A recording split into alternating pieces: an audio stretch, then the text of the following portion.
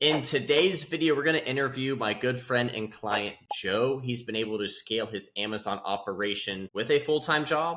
He ended up fighting through a Section 3 and has had lots of great ups and downs that we're going to have him share in this video. He's crushed some, I think since you added a VA, I think you 2x'd your business in that first 30 to 60 days. And you're doing all of this with a part-time job. So let's not waste any time. Let's hop right into it. Joe, thank you so much for joining me today. Can you start out by just telling us a little bit more about yourself and maybe why you exactly got started selling on Amazon and when you started? So I was just looking for a way to diversify my investments on my portfolio. Like I could buy stocks, I could buy, people could buy property, you could buy collectibles, things like that. But I figured one of the best investments I could do is just investing in myself, and that way is starting a business.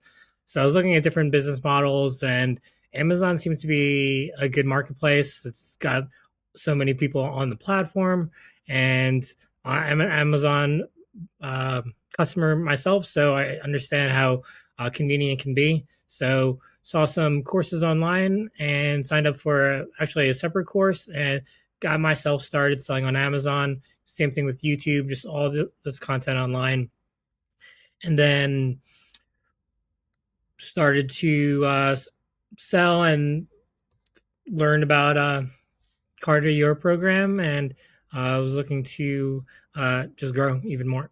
There we go. I'd love to hear it. So you started, I think you said this was maybe coming up on like a year ago is when you had. Yeah, so I started selling on Amazon in April, and then March, April time, few products here and there, and then didn't start working with the VA up until I guess June. So less than a year. Gotcha. Okay, cool. And so I know you joined a separate course, you're getting your feet wet, but I think you eventually reached a common position that a lot of Amazon sellers reach is, they just struggle to continuously find profitable products. I feel like as Amazon sellers, all of us have been in that position. And you obviously ended up joining me, the VA Fastlane. We placed you a VA, but why did you think that a VA was the next best step for you? So from learning how to sell on Amazon, I understood that sourcing is kind of the bread and butter, and it's the core skill that you need in order to sell on Amazon, to sell profitable products. So I caught myself uh, searching for products online, searching all these different sites, and looked online for Fiverr and different sites on how to get leads and lead lists online. And it was just very time consuming. I'm working full time, typical 9 to 5 job, but then my nights were just consumed searching and searching, and sometimes taking an L and not finding anything one night. And I figured that there had to be a better way to find these leads. So uh, come around June, yeah, VA Fastlane looks like that it was just a no-brainer. Awesome. Well, I know since joining, some awesome, crazy things have happened. So, walk us through the early stages of you working with, I believe this, your first ever virtual assistant, because I'm sure there's some people watching where they might be in your same position, Joe. Like they know how to sell on Amazon, they have access to cash and credit, but they're a busy individual, work, family, they're struggling to find additional time to sit down and source. So, walk us through those first few weeks to 1 to 2 months working with your new product research virtual assistant. So I definitely needed to get my time back. So working with the VA, the way that I set it up, I kept it kind of structured. So we'd meet a couple days a week. I do Tuesday, Thursday evenings after dinner or in the afternoon, and we just set up sometimes it's a quick 15 minutes, sometimes it's longer than that, and we talk about any important leads or different important products that they want to share. And then we kind of go through a spreadsheet of good products that could be profitable, like ROI, the margin, the sources, and things like that. We also do review products that we've sold in the past and say hey, this product didn't sell. We should probably not sell this again, or I haven't bought from this site before, so maybe we should do a test buy, or hey, this one sold really well, let's order more of this. So just having a close conversation, just one on one with my VA, and just talking about what's selling right now and any blockers that there could be. So it's a pretty structured meeting, but we also talk on Slack and just kind of keep the communication pretty clear. Yeah, I think that's the common and most important keyword right there, especially for others that I help as well, is open and consistent communication. I think a lot of people are like, oh, I'm going to hire my first VA and everything's going to be super simple. We're going to make a ton of money together. And, it's just unfortunately not the case. Obviously, with my service, we try to make that process a little easier by handing and placing you someone that is already skilled and experienced. However, just like you mentioned, that open, consistent communication. Hey, here's some insights in my business. Here's some products that are selling well. Here's why I bought this lead you provided. Here's why it didn't. I think that open communication will make that relationship stronger and really build, just the long-term goals with the business as well. And I think not long after you ended up hiring your VA, you actually had a record month. Do you mind kind of talking about that great quick growth you had? Yeah, for sure. So got my VA around my birthday, so happy birthday to me. So it was around June, and we had basically I was spending maybe less than like 2,500 per month. The problem wasn't necessarily the capital. You'll eventually increase your capital, but the hardest part was like just finding the right product, because you didn't want to buy products that couldn't sell. So uh, in my record month of July, I sold a little north of like 20,000, $21,000, which was like a lot, which was a double what I did the previous month. So in June, I sold like about like 9,000, 10,000. So to see my like sales double was pretty awesome. Part of that was like I was spending more money because I was finding more leads. So trading time for money. Some people are like, "Hey, I want to keep this business lean, and I just kind of want to do everything myself." And you could totally do that, but there's only so many hours in the day, and we all have 24 hours. So because of that, it's definitely worth having a VA, because it'll help you scale and uh, spread the work so you could have peace of mind. If you're tired all the time and you're staying up late at night and you're working, you're not taking care of yourself, then you may not find a good lead. You may make a bad purchase. So if you have somebody to bounce these ideas off of, have that VA becomes super valuable. Exactly. And the goal with Amazon is, to build a business that fits your lifestyle. There might be a kid out there that has all the time in the world and he can sit down and source for 8 to 10 hours a day, and that's totally cool. Go for it. Then there's some people that have family, children, a full-time job. Like, they just have limited time, and it can make the operation a little bit harder to scale when you don't have a lot of time to put into the business. And I know a lot of people are listening like, man, Joe doubled his business after adding his VA. He was hitting a 20K month. I'm sure his journey has been totally smooth, but I know we were talking behind the scenes, and I'll kind of let you take it over from here. But there was a recent hurdle that you had, and you fought past it, and it's kind of sweeping the industry, especially for online arbitrage sellers, and that is the dreaded Section 3. So let's fast forward a couple months to you getting that Section 3. What is a Section 3? How long did it take you to resolve? There might be some people watching this that maybe they too have battled a Section 3, going through it right now, or maybe they will get one in the future. So if you're listening in, definitely listen to this portion. But Joe, I'll pass it on to you. Yeah. So Section 3. When I got the Section 3, I thought everything was going to be over. I'm like, oh man, I'm not going to be able to sell anymore. What am I going to do? I bought all these products. Are they going to sell? Am I getting my money back? So all these questions.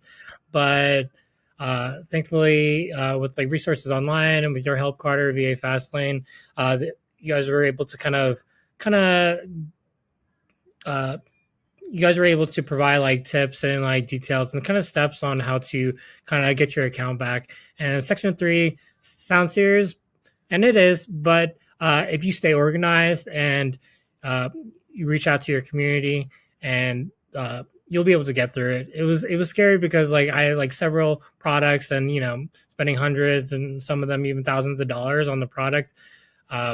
Just didn't know where it was going to go.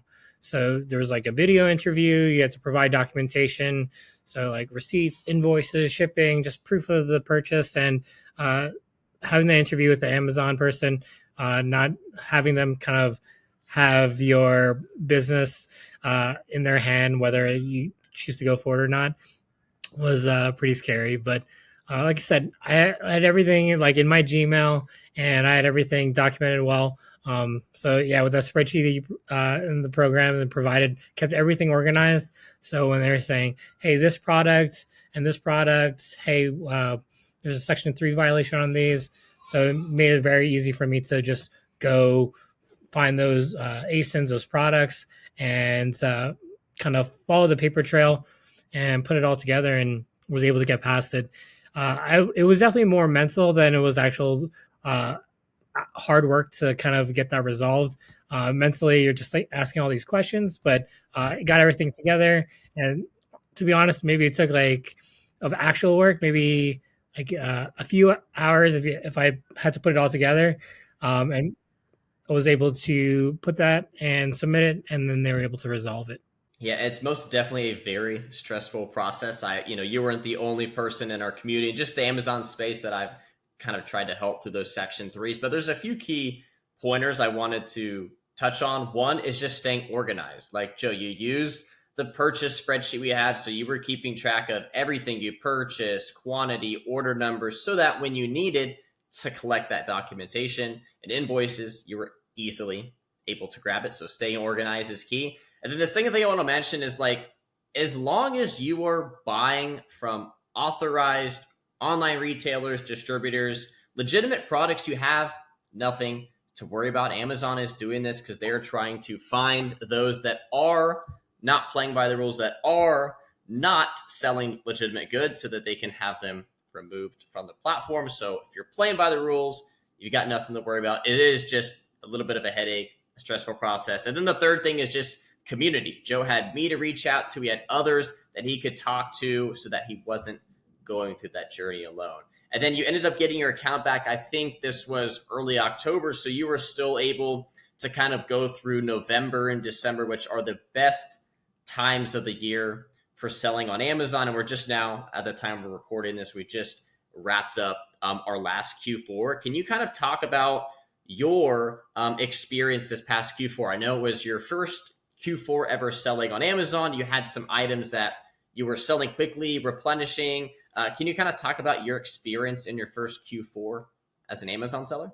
Yeah, for sure. So yeah, Q4 was pretty crazy just because like I got my account back. I was all gung ho and ready to start selling again, and that's exactly what I did. And so just start started buying lots of products and just going deep. And I know like how Black Friday is and Cyber Monday and just holiday time was.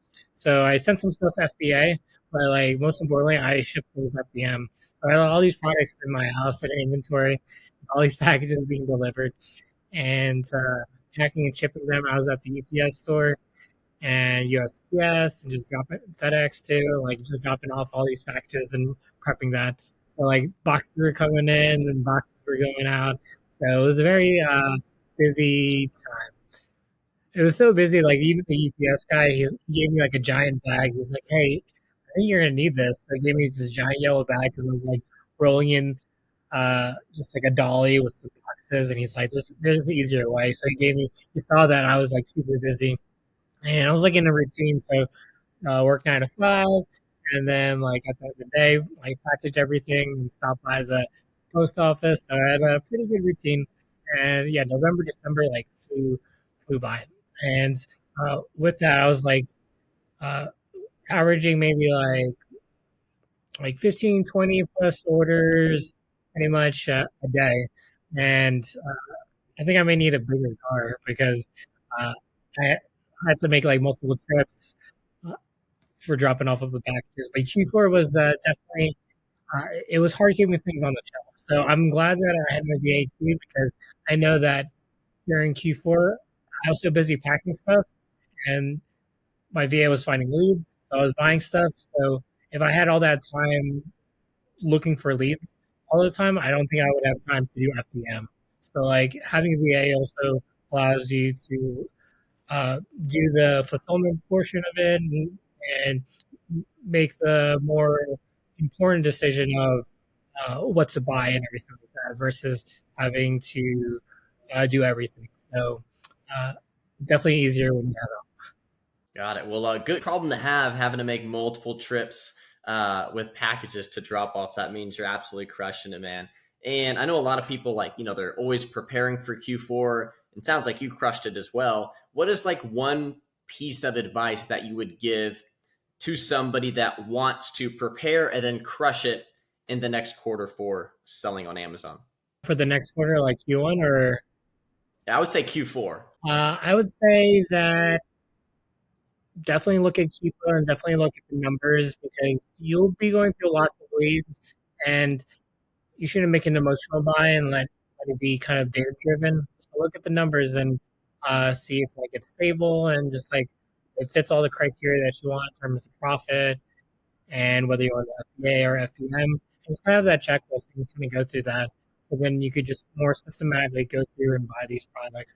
And, you know, it is a marketplace. So sometimes, like, if you follow the numbers, it should fall through and they should sell. But, there are times where they don't sell.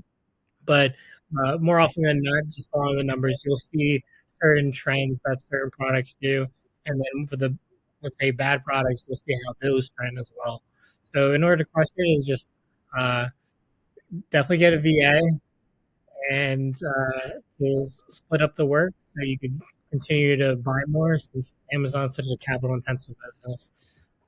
Exactly. No, you're spot on there. And, there's someone watching this interview right now and they're liking what they're hearing, able to double your business, get more lead flow. There's someone watching this that is struggling to find products. They know how to sell on Amazon. They've had success. They've made money, but they've kind of hit a point where they just either don't have enough time to sit down and source, or maybe they're just still not that great at sourcing and the business isn't where they want it to be. And they're on the fence about hiring a virtual assistant. What words of advice would you pass on to that seller? I would say if you're on the fence about having a VA or joining a sort of program to help your Amazon business, you should just go ahead and do that, because you should invest in yourself to like maximize your time and money. You shouldn't have to be stressed about everything. You should be worrying about like, hey, which product should I buy versus, oh, should I do or should not. So I was just like life is the best experience. So you just kind of do it and see if it works for you. And it worked for me. I know like countless other people, it's worked for them. And it's just like again leveraging that community and leveraging uh, your money and time and everything, because uh, you have to still live your life, and you still got to sleep and you got to do all that stuff. So it's definitely like one of the best investments that I've made. Awesome. Well, I greatly appreciate those words. And if you are an Amazon seller watching this video and you want access to more leads, you want access to a skilled, experienced, trained virtual assistant, just like we've done for Joe and over 100 other Amazon sellers, in the description of this video, I have a link to my Instagram. Go shoot me a follow, shoot me a message if you have any questions, if you are interested in a VA. And then I might also have a link below where you can book a call with me directly one-on-one, or I can learn a little bit more about your Amazon business, your operations, your goals, and see if I can help you find your next virtual assistant. So check those out in the description of this video. Joe, final question I have for you. What is your final piece of advice that you would give to the Amazon online arbitrage seller that is wanting to make more money on Amazon this upcoming year? I would say you just got to spend more so you can make more. Spend more, make more. That's the quick summary right there. If you need leads, I'm your guy, Joe. Thank you so much for coming on. If you want more content just like this on how you can grow and scale your Amazon business, go ahead and subscribe to the channel. If you have any questions for me or Joe, I'm gonna also have his Instagram in the description of this video. Go shoot him a follow along with his journey. If you have any questions, reach out. He's a super cool guy. He's more than happy to help. I appreciate you all watching this video, and I'll catch you all in the next. Peace.